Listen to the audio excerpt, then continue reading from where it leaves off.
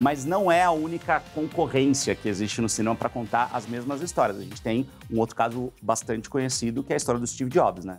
Porque são dois filmes. Jobs e Steve Jobs. Um filme tem o Ashton Kutcher como protagonista, interpretando o Steve Jobs. Curioso, ele inclusive chegou a fazer a dieta do Steve Jobs. O que ele comia mesmo, Manu? O que ele comia? Frutas e suco de cenoura. Ele passou mal, inclusive, durante as gravações e tal, né? Esse é o Jobs. É o Jobs com o Ashton Kutcher. Aí você tem o Steve Jobs, que é com o Michael Fassbender.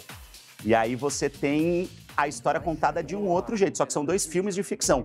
Por que isso é importante a gente entender quando é documentário e quando é filme de ficção? Porque o filme de ficção, apesar de ser baseado em histórias reais, ele tem a liberdade poética do diretor, a liberdade poética do ator que está interpretando aquela pessoa.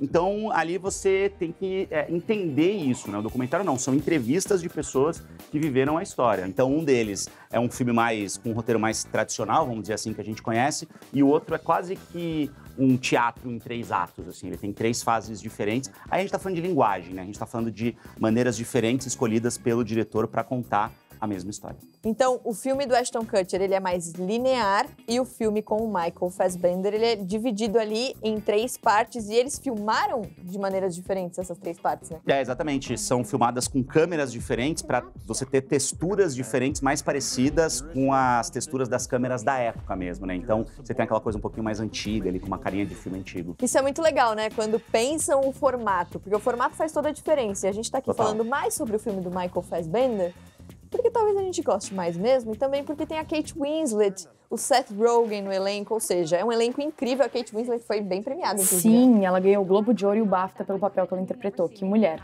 Mas é bom lembrar também que existem várias produções falando sobre o Steve Jobs, então se você se interessa pela carreira do cara, pela história do cara, então é só procurar. Mas as dicas do Em Alta estão aí. Ladies and gentlemen, please welcome